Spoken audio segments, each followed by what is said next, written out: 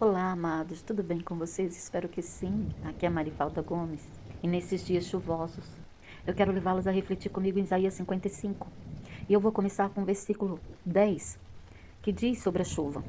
Porque assim como descem a chuva e a neve dos céus, e para lá não as tornam, sem que primeiro reguem a terra e a fecunde, e a faça brotar para dar a semente ao semeador e pão ao que come.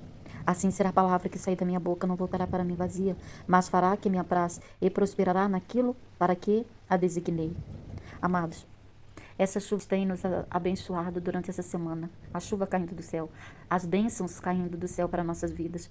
Porque aqui em Isaías 55, o verso 1 diz assim: A todo vós os que tendes sedes, vindes às águas, e vós que não tendes dinheiro, vinde comprar e comeis. Sim, vinde comprar e comeis sem dinheiro e sem preço, vinho e leite. Porque gastais o dinheiro naquilo que não é pão, e o vosso suor naquilo que não satisfaz. Ouvi-me atentamente, comei o que é bom, e vos deleitarei com finos manjares. Inclinai os ouvidos e vinde a mim. Ouvi, e a vossa alma viverá.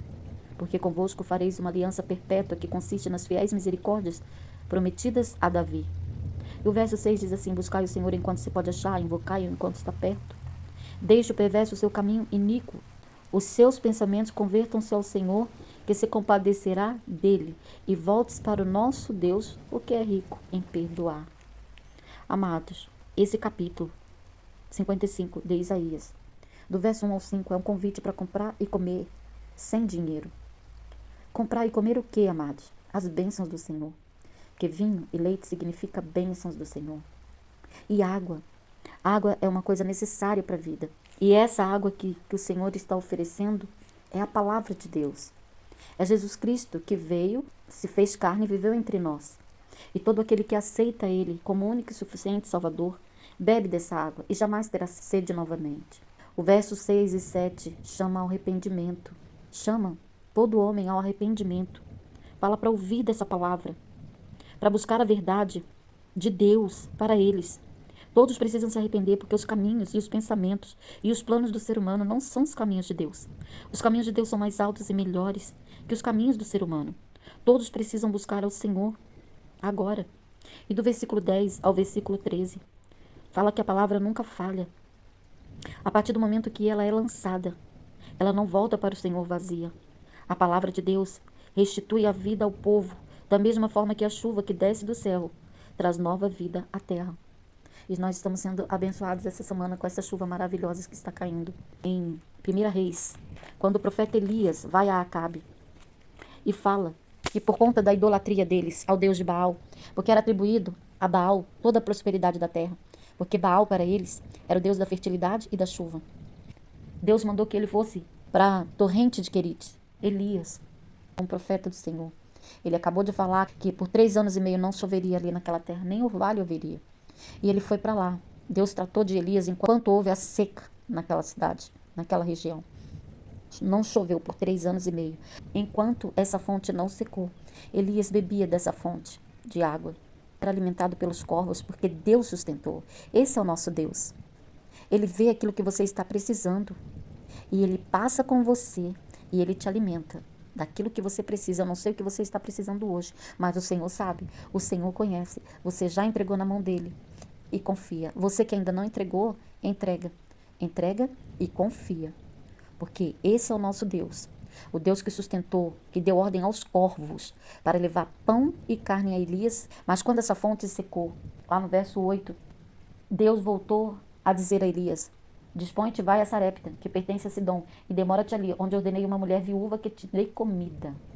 Então ele se levantou e foi a Sarepta. Chegando à porta da cidade, estava ali uma mulher viúva, apanhando lenha. Ele a chamou e lhe disse: Peço-te uma vasilha de água para eu beber. Indo ela buscar, ele chamou e disse: Traz-me também um bocado de pão na tua mão. Porém respondeu a viúva: Tão certo como vives teu Deus, nada tenho cozido, há somente um punhado de farinha numa panela e um pouco de azeite numa botija. E vê aqui, apanheis 2 cavacos, vou preparar esse resto de comida para mim e para o meu filho. Comê-los-emos e morreremos. Amados, vê como nosso Deus é maravilhoso. Os planos dessa viúva, que não tinha nada mais na sua casa, ela estava morrendo de fome. Só tinha um pouco de farinha na panela e um pouco de azeite na botija. Os planos dela era comer, fazer aquela refeição, comer e morrer com seu filho.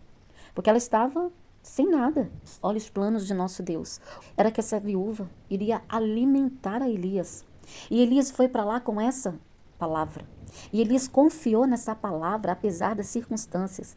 Porque quando ele chegou lá, a viúva disse para ele que tão certo como o Senhor vive, que ela iria pegar aquela lenha, ela ia preparar a comida para ela e para o filho dela, e que eles iam morrer, porque ela não tinha mais nada. Mas Elias se firmou na palavra que Deus falou e não na circunstância.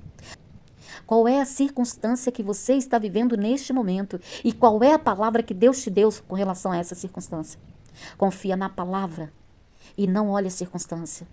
Faça como o profeta Elias fez. Quando ele chegou lá e essa viúva veio com essa circunstância para ele, circunstância de que estava morrendo de fome, que iria preparar a última refeição e iria morrer.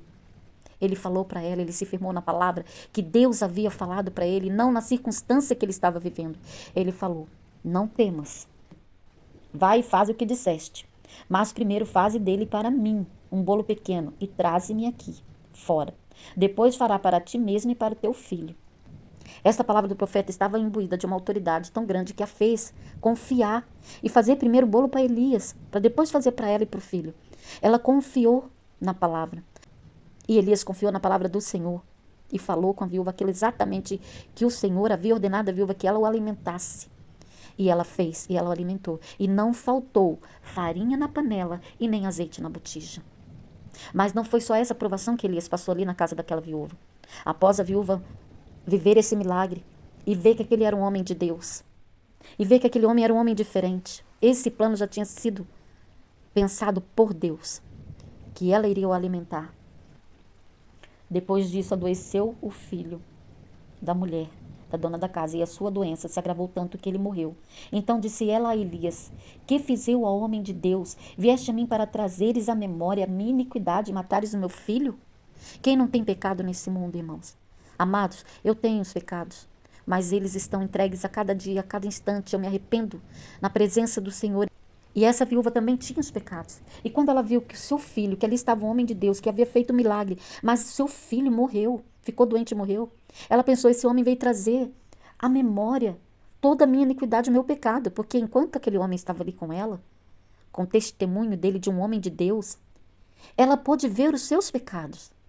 Ela pôde ver que ela errava em algumas coisas, porque ela viu o testemunho daquele homem.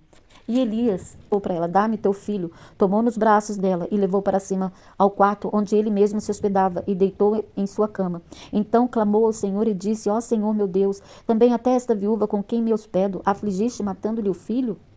E estendendo-se 3 vezes sobre o menino, clamou dizendo e disse: Senhor Deus meu, rogo-te que faça a alma deste menino tornar a entrar nele. O Senhor atendeu a voz de Elias, e a alma do menino tornou a entrar nele, e reviveu. Elias tomou o menino e trouxe ao quarto da casa, e deu à sua mãe. Ele disse: vê, teu filho vive.